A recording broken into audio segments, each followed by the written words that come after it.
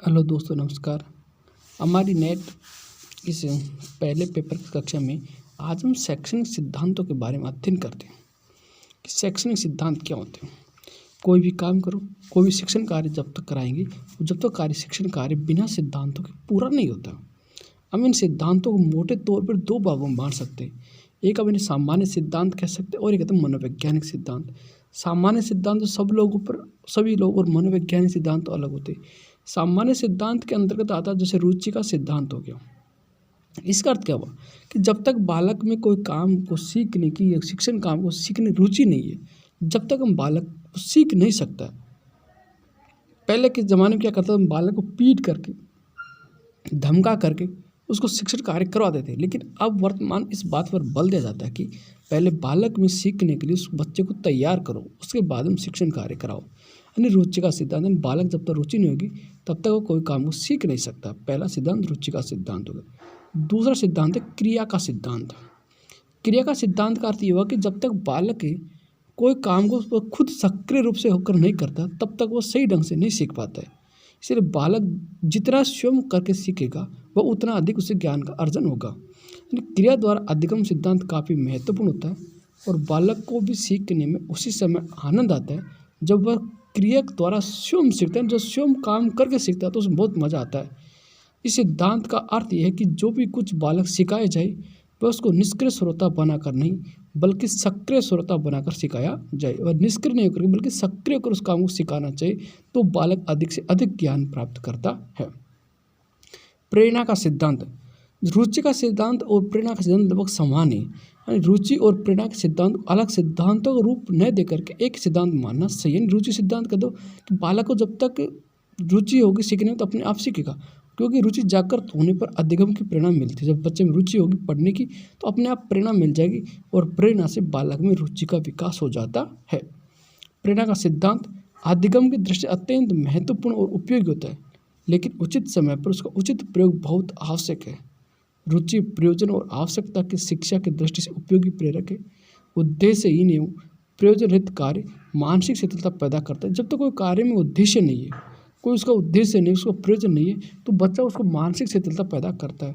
अतः भाषा शिक्षण में भी प्रयोजनपूर्ण उद्देश्य होने चाहिए। निश्चित उद्देश्य का सिद्धांत।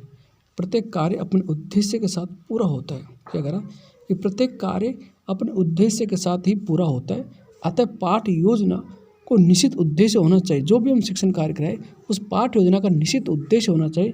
यदि बिना उद्देश्य के कोई काम पूरा नहीं होता, उसमें सही ढंग से नहीं हो पाता, शिक्षण के पाठ के उद्देश्य को लेकर निश्चित नहीं है तो वह अपने शिक्षण को कोई भी शिक्षक अपने पाठ के जो उद्देश्य को लेकर के जो निश्चित नहीं है तो वह अपने शिक्षण को प्रभावी, स्पष्ट और रोचक नहीं बना पाएगा। इसलिए निश्चित पहले पाठ जो भी अध्यापक जो भी पाठ पढ़ाए उसका उद्देश्य निश्चित होने चाहिए। जीवन से संबंधता का सिद्धांत। कोई भी अध्यापक है वो जो शिक्षण कार्य करे उसे अपने जीवन से जोड़ करके, जीवन में व्यापक अनुभवों का सार है। अतः बालक को सिखाई जाने वाली जो बातों का उसके जीवन अनुभव से जुड़ा होना चाहिए। यदि उसके जीवन अनुभव जुड़ा हुआ होगा तो बालक सीखने में अपने आप उसकी रुचि जागृत होगी। तो जीवन से संबंधता का सिद्धांत हो गया। अगला सिद्धांत नियोजन का सिद्धांत। कोई भी अच्छा काम करने के लिए योजना, नियोजन जरूरी है। कुशल शिक्षण का आधार होता है नियोजन होता है। यानी अच्छे शिक्षण के लिए, अच्छे पढ़ाने के लिए एक योजना जरूरी है। योजना और नियोजन एक हो गया। किसी भी पाठ को पढ़ाने से पूर्व शिक्षक एक निश्चित कर लेना चाहिए कि उसे क्या पढ़ाना। पहले अध्यापक को ये निश्चित करना चाहिए कि आज उसे कौन सा टॉपिक पढ़ाना है और किस विधि को अपनाते हुए किस विधि के माध्यम से अधिक बच्चे सीखें। इस बात को पहले निश्चित करना चाहिए। किस प्रकार कक्षा में आने वाली समस्या का निराकरण करना है। एक विद्वान था, उसका नाम था योकम और सिम्पसन के अनुसार नियोजन अपव्यय को रोक सकता है। क्या कह रहा है, नियोजन के माध्यम से, योजना बनाने के माध्यम से बिना काम की फालतू चीज़ों को अपव्यय को रोक सकता है। यह शिक्षा को व्यवस्थित एवं क्रमबद्ध होने में सहायता करता है। अगला सिद्धांत है चयन का सिद्धांत। कक्षा के कालांश के अवधि के अनुसार ज्ञान दे पाना प्राय संभव नहीं होता है। अतः यह आवश्यक है कि हम अपनी विषय वस्तु अथवा पाठ को किस विधि द्वारा निर्धारित समय अवधि में छात्रों को प्रस्तुत कर सके, इस बात का पहले चयन कर लेना चाहिए। व्यक्ति भिन्नताओं का सिद्धांत। प्रत्येक बालक में व्यक्तिगत भिन्नता हर बालक में अलग अलग व्यक्तिगत भिन्नता पाई जाती है और कुशल शिक्षण के लिए, अच्छा शिक्षण के लिए एक शिक्षक को बालकों की विभिन्नताओं के विषय में जागरूक होना चाहिए। अतः अलग अलग बुद्धि लब्धि और अलग अलग शारीरिक मानसिक योग्यता के बालकों के साथ उनके अनुरूप व्यवहार करना चाहिए। अलग अलग बालकों अलग अलग बुद्धि लब्धि होती है, उनकी अलग अलग शारीरिक मानसिक योग्यता होती है, तो उसी को हर छात्र की योग्यता के अनुसार उसे व्यवहार अध्यापक को उसे व्यवहार करना चाहिए। व्यक्ति भिन्नताओं का सिद्धांत, लोकतांत्रिक व्यवहार का सिद्धांत। शिक्षक को चाहिए कि वह कक्षा में स्वतंत्र वातावरण बनाए रखे, अर्थात प्रत्येक बालक को कक्षा के अंतर्गत यह स्वतंत्रता होनी चाहिए कि वह अपने शंका का समाधान कर सके। लोकतांत्रिक व्यवहार सिद्धांत अर्थ हुआ कि कोई भी बच्चा हो उसको इतना अधिकार होना चाहिए, इतनी उसे इतना वो पता रहना चाहिए बच्चे को कि मुझे कोई प्रश्न पूछूंगा तो उसका मुझे कोई डांट नहीं पड़ेगी। उसे लोकतांत्रिक अधिकार, वो अध्यापक से कुछ भी पूछ सकता, अपनी शंका का समाधान कर सकता है। इस बात का एक लोकतांत्रिक व्यवहार सिद्धांत होना चाहिए। संशोधन का सिद्धांत, शिक्षण को स्थायी बनाए रखने के लिए आवश्यक होता है कि प्राप्त ज्ञान को तुरंत और समय समय पर संशोधित किया जाना चाहिए, अन्यथा अर्जित ज्ञान विस्मृत होने लगता है। यानी बार बार उसमें संशोधन करना चाहिए। कौन से ज्ञान में कोई नई चीज़ आ गई तो उसको अपने शिक्षण में शामिल करना चाहिए। संशोधन का सिद्धांत। अब एक होगा हमारा सामान्य सिद्धांत, दूसरा आएगा मनोवैज्ञानिक सिद्धांत, साइकोलॉजी प्रिंसिपल से। शिक्षण के मनोवैज्ञानिक सिद्धांतों में कई सिद्धांतों को शामिल किया जाता है जो निम्नलिखित है। मनोवैज्ञानिक सिद्धांतों में पहला सिद्धांत अभिप्रेरणा का सिद्धांत। वही अभिप्रेरणा एक ही बात है कि शिक्षण में अपेक्षित व्यवहार के लिए प्रोत्साहित करना एवं उसे जारी रखना और दिशा प्रदान करना अभिप्रेरणा काल कि छात्रों को अभिप्रेरित करना चाहिए शिक्षा के प्रति, तो उसे क्या छात्र रुचि जागृत होगी, अध्ययन के प्रति बच्चे की रुचि जागृत, इसलिए कैसे अभिप्रेरित करते रहना चाहिए। अभिप्रेरणा का सिद्धांत हो गया। ये साइकोलॉजिकल सिद्धांत है। मनोरंजन का सिद्धांत, कक्षा को जीवंत बनाए रखने के लिए, कक्षा को क्या जीवंत बनाने के लिए, सक्रिय बनाने के लिए मनोरंजन का होना आवश्यक है। इस तरह के शिक्षण पद्धतियों से भरपूर माहौल शिक्षण प्रक्रिया को तीव्र करता है। प्रबलन का सिद्धांत, इस सिद्धांत को चालक न्यूनता का सिद्धांत भी कह सकते हैं। किस सिद्धांत का चालक न्यूनता सिद्धांत, यानी प्रबलन के सिद्धांत को चालक न्यूनता का सिद्धांत भी कहा जा सकता है। यानी कि पूछ सकता है प्रश्न कि किस सिद्धांत को चालक न्यूनता का सिद्धांत भी कहते हैं, तो उस सिद्धांत का नाम है प्रबलन सिद्धांत। इस सिद्धांत के अनुसार सीखना तभी सार्थक होता है जब आवश्यकता की पूर्ति करता है। यानी सीखना हमारे लिए तभी सार्थक है जब हमारी आवश्यकता की पूर्ति करता है। इस सिद्धांत में छात्रों की आवश्यकता को ध्यान में रख करके पाठ्यक्रम का निर्माण किया जाता है। यानी प्रबलन, इसका मतलब है कि हमें कोई काम की जरूरत पड़ी और उस समय जो सीखा हुआ हमारा ज्ञान उस समय उसका उपयोग कर लिया, तो इसका प्रबलन का सिद्धांत हो गया। अभ्यास का सिद्धांत, इस सिद्धांत के अंतर्गत इस बात का बल दिया जाता है, इस बात पर प्रतिपुष्टि होती है कि यदि हम किसी को कार्य को बार बार अभ्यास करते तो हम उसमें सरलतापूर्वक करना सीख जाते। कोई काम को जितना अभ्यास करेंगे वह कार्य हमारे उतना ही सरल हो जाता है, उतना ही सीख जाते, साथ इसमें कुशलता भी प्राप्त होती है।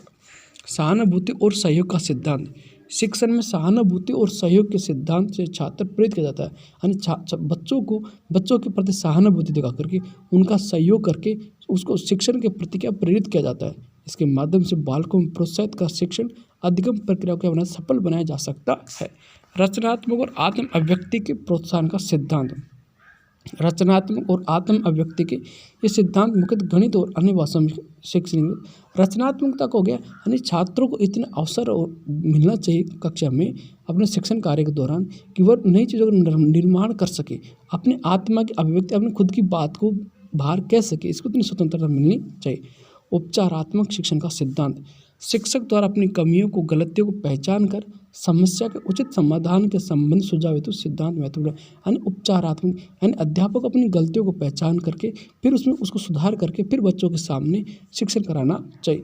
इंद्रियों को प्रशिक्षित करने का सिद्धांत, इस सिद्धांत के द्वारा ज्ञान को स्थायी बनाया जा सकता है। शिक्षण में मल्टीमीडिया को शामिल करके अधिगम को स्थायी बनाने का प्रयास किया जाता है। इंद्रियों को प्रशिक्षित करने का, यानी हमारी इंद्रियों को और भी बार बार अभ्यास करेंगे, प्रशिक्षित यानी सिद्धांत ज्ञान स्थायी बनाया जा सकता है। शिक्षण में मल्टीमीडिया को शामिल करके अधिगम को स्थायी बनाने का प्रयास किया जाता है।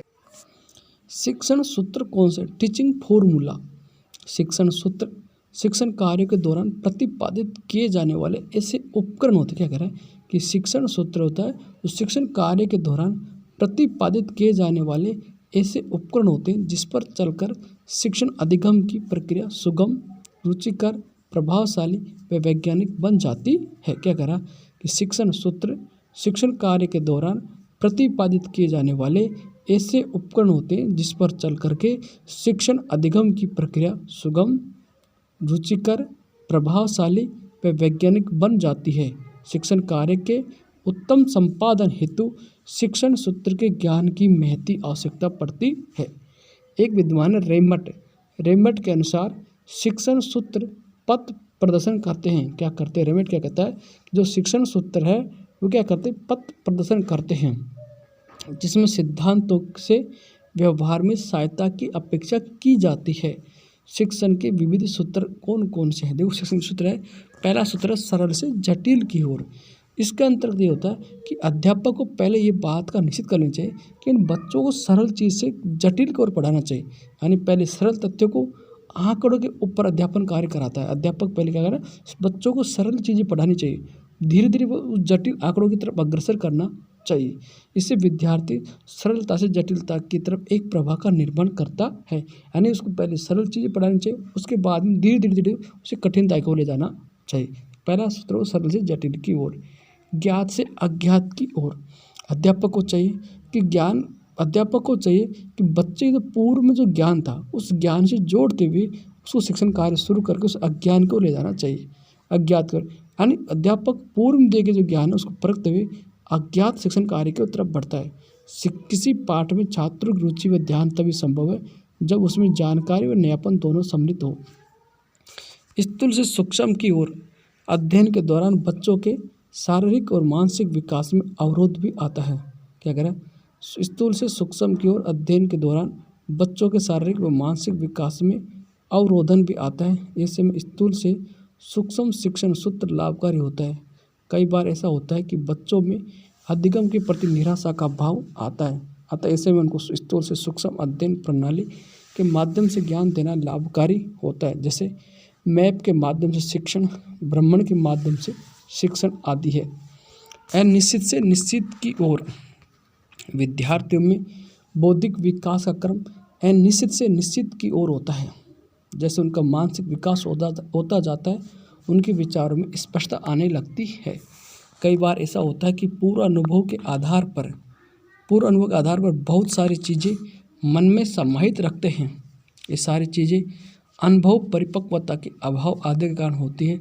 अतः शिक्षक को इन सभी समस्याओं को दूर करने का प्रयास करना चाहिए। प्रत्यक्ष से अप्रत्यक्ष की ओर। इस शिक्षण सूत्र के अंतर्गत सर्वप्रथम विद्यार्थी को उन तथ्यों के विषय में बताना चाहिए जिसके विषय में वे भली भांति जानकारी रखते हैं। पहले उसको प्रत्यक्ष बात बतानी चाहिए, फिर उसके बाद अप्रत्यक्ष की ओर जाना चाहिए, जिन विषय बताना चाहिए जिसको जानकारी रखते हैं। उसके बाद में उन विषयों की जानकारी दी जानी चाहिए जिनसे विद्यार्थी अवगत नहीं है। यानी पहले इसको प्रत्यक्ष बने, जिनके पहले जानकारी हो पहले उनके बारे में, फिर अप्रत्यक्ष हो। विशिष्ट से सामान्य की ओर। इस सूत्र के अनुसार अध्यापक को छात्रों के समक्ष पहले किसी प्रकरण संबंधित उदाहरण प्रस्तुत करने चाहिए, फिर उन्हें सहायता से सिद्धांत नियम स्पष्ट करना चाहिए। विशिष्ट सामान्य की ओर उन्हें पहले छात्रों को उदाहरण प्रस्तुत करने चाहिए, उसके बाद में नियमों की ओर आगे बढ़ना चाहिए। विश्लेषण से संश्लेषण की ओर। विश्लेषण एवं संश्लेषण दोनों छात्रों को स्पष्ट, निश्चित व सुव्यवस्थित ज्ञान प्रदान करने में सहायक होते हैं। इस प्रकार ये दोनों एक दूसरे के क्या होते हैं, पूरक होते हैं, विश्लेषण और संश्लेषण।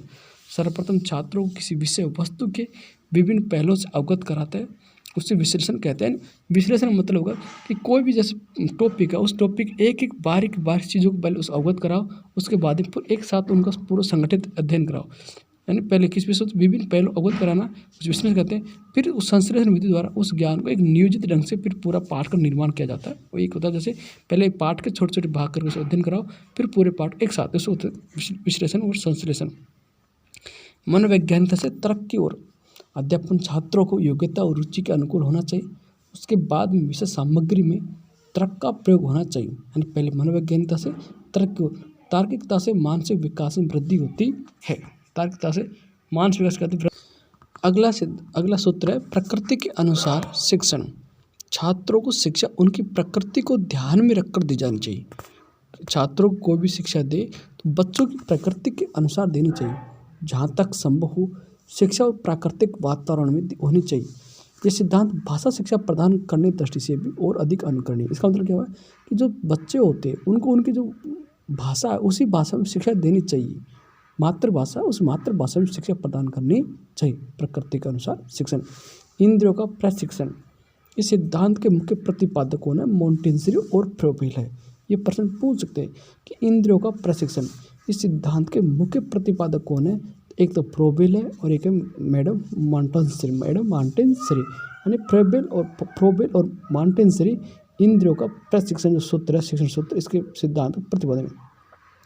इस सिद्धांत का यह स्पष्ट होता है कि आँख, कान, नाक, जीभ और त्वचा से हमारी पंचेंद्रियाँ, 5 इंद्रियाँ कौन कौन सी?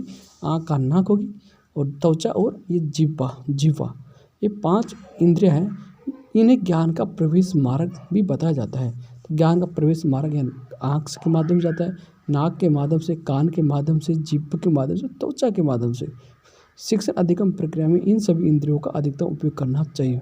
ज़्यादा से ज़्यादा इन चीज़ों का प्रयोग आँख से देखना चाहिए, कान से सुनना चाहिए, नाक से सूंघना चाहिए, जिह्वा से और त्वचा से इन चीज़ों का अधिक प्रयोग करने से हमारे शिक्षण अधिगम प्रक्रिया में अधिक उपयोग करना चाहिए। इस उद्देश्य ध्यान रखते सर्वदृश्य सामग्री का उपयोग, सर्वदृश्य जो उपकरण का उपयोग किया जाना चाहिए। ये हमारे 10 क्या शिक्षण सूत्र हुई। दो शिक्षण के प्रकार। Types of teaching. शिक्षण कितने प्रकार होता है? देखो शिक्षण के प्रकार। शिक्षण व्यवस्था में विविधताओं से परिपूर्ण होते हैं, उन्हें विविध आधारों पर वर्गीकृत किया जाता है। शिक्षण के कई प्रकार होते हैं। एक होता प्रबंधन व्यवस्था के आधार पर। प्रबंधन व्यवस्था के आधार पर शिक्षण 2 प्रकार का होता है। एक होता औपचारिक रूप से, एक होता अनौपचारिक रूप से। यानी प्रबंधन व्यवस्था के आधार पर शिक्षण 2 प्रकार का होता है। एक औपचारिक शिक्षण होता है, एक होता अनौपचारिक शिक्षण होता है। औपचारिक शिक्षण किसे कहते हैं? औपचारिक शिक्षण व्यवस्था नियमों से बंधी रहती है, प्रबंधित कर होता है नियमों से बंधना। यानी औपचारिक शिक्षण व्यवस्था के अंदर जो नियमों से, औपचारिक शिक्षण व्यवस्था नियमों से बंधी रहती है। इसके अंदर जैसे विद्यालय के अंदर, जैसे विद्यालय जुलाई से खुलते हैं और मार्च अप्रैल एग्जाम होते हैं, तो नियम बंधे हुए। इसमें विद्यालय समय पे आना है, समय पे जाना है, रोज़ कक्षा लेनी है, सीखना, ये नियमों से बंधे उस औपचारिक शिक्षण व्यवस्था कहते हैं। औपचारिक शिक्षण व्यवस्था नियमों से बंधी होती है। इसके अंदर विद्यालय में संपादित प्रत्येक व्यवस्था पूर्ण नियोजित होती है, यानी पहले से बनाई होती एक योजना होती है, कार्यक्रम के अनुसार संचालित होती है। अनौपचारिक क्या होते हैं? ये नियमों से बंधी हुई नहीं होती है। अनौपचारिक शिक्षण व्यवस्था औपचारिक शिक्षण व्यवस्था की तुलना में स्वतंत्र पद्धति, यानी औपचारिक से थोड़ी स्वतंत्र होती है अनौपचारिक वाली। इसके अंदर किसी भी प्रकार की बाधाएं नहीं होती। जैसे प्रौढ़ शिक्षा कार्यक्रम चलाते गवर्नमेंट, इसमें कोई नियम नहीं है, कभी भी आओ, कभी भी जाओ, कब चलाई जाएगी, कोई फिक्स नहीं होती, कोई पहले से योजना नहीं होती। इग्नू द्वारा संचालित जो शिक्षण कार्यक्रम है, अपनी इच्छा के अनुसार कभी भी पढ़ सकते हो, ये अनौपचारिक शिक्षण व्यवस्था होगी। हालांकि अनौपचारिक शिक्षण व्यवस्था को तकनीकी का सहारा मिलने की वजह से दूरस्थ शिक्षा व्यवस्था के अंदर ज़्यादा सफलता मिल रही है। एक तो प्रबंध व्यवस्था के आधार पर शिक्षण के प्रकार हो गया। दूसरा स्वरूप या प्रकृति के आधार पर शिक्षण। वर्तमान में शिक्षण व्यवस्था के समक्ष अनेक समस्या हैं। इन समस्याओं का निदान ढूंढना एवं उनका हल किस प्रकार किया जाए, इस व्यवस्था पर आधारित है। शिक्षण व्यवस्था के स्वरूप के आधार पर वर्गीकृत किया जा सकता है। जैसे कॉलेज से शिक्षार्थी का पलायन, शिक्षक और शिक्षार्थी का अनुपात, ये प्रकृति के आधार पर हो गया अनुपात। अधिगम के आधार पर किसी भी कक्षा में शिक्षक का पहला कर्तव्य होता है वह कक्षा के प्रत्येक कोने तक अपने शिक्षण व्यवस्था को पहुँचाए। कोई भी कक्षा में कोई अध्यापक हो, उसका पहला कर्तव्य होता है कि प्रत्येक बच्चे तक जो वो पढ़ाए उस प्रत्येक बच्चे तक वो बात पहुँचनी चाहिए। आजकल शिक्षण के समावेशी रूप में विशेष ध्यान दिया जा रहा है, समावेशी शिक्षा पर, जिसमें एक अध्यापक प्रत्येक शिक्षार्थी, एक अध्यापक के लिए प्रत्येक बच्चा समान है, चाहे वह सामान्य हो चाहे बच्चे को विशिष्ट हो। सभी समावेशी शिक्षण के अंदर समान अधिगम करेंगे। अतः अधिगम के आधार पर शिक्षण व्यवस्था को वर्गीकृत किया जा सकता है। शासनिक व्यवस्था के आधार पर शिक्षण के प्रकार। भारत में शासनिक व्यवस्था के आधार पर शिक्षण के प्रकार देखो, भारत की वर्तमान शिक्षण व्यवस्था है वो शासनिक व्यवस्था के आधार पर वर्गीकृत की गई है। आज से पूर्व भी, चाहे वह प्राचीन काल हो, चाहे मध्यकाल हो, चाहे आधुनिक काल हो, हर काल में शासनिक हस्तक्षेप प्रत्येक समय में रहा है। इस तरह की शिक्षा व्यवस्था में शिक्षा हस्तक्षेप में बाधाओं से मुक्त होती है और शिक्षार्थी को अधिगम स्वतंत्रता रहती है। क्रिया के आधार पर, on the base of action, क्रिया के आधार पर शिक्षण का प्रकार हो गया। क्रिया के आधार पर शिक्षण व्यवस्था पूरी तरह से जीवंत शिक्षण व्यवस्था पर आधारित वर्गीकरण है। इसमें जीवंत यानी प्रत्येक बच्चा एक्टिव रहता है इसमें क्रिया के आधार पर। इसमें स्वतंत्रता का चरम रूप पाया जाता है। स्वतंत्रता से हर बच्चा पूरी तरह स्वतंत्र रहता है और अधिगमकर्ता को स्वयं व्यक्त करने का अवसर अन्य वर्गीकरण व्यवस्था से अधिक हो। इसमें क्या होता है, बच्चा को अधिक से अधिक करके सीखने पर ध्यान देता है और करके सीखता है बच्चा, इसलिए और शिक्षण व्यवस्था से और शिक्षण प्रकार से उत्तम होता है क्रिया के आधार पर। उद्देश्य के आधार पर, उद्देश्य के आधार पर शिक्षण का वर्गीकरण ब्लूम के वर्गीकरण पर आधारित था। ब्लूम ने क्या था, जो शिक्षण वर्गीकरण वो 3 आधारों पर क्या था, वो आधार इनका वर्गीकरण शिक्षण के अंतर्गत सीखने के उद्देश्य के वर्गीकरण से संबंधित है। इसका प्रमुख उद्देश्य शिक्षण की अवधारणाओं, प्रक्रियाओं और सिद्धांतों का मूल्यांकन करना है। ठीक है दोस्तों, यदि जानकारी अच्छी लगी तो चैनल को सब्सक्राइब कीजिए।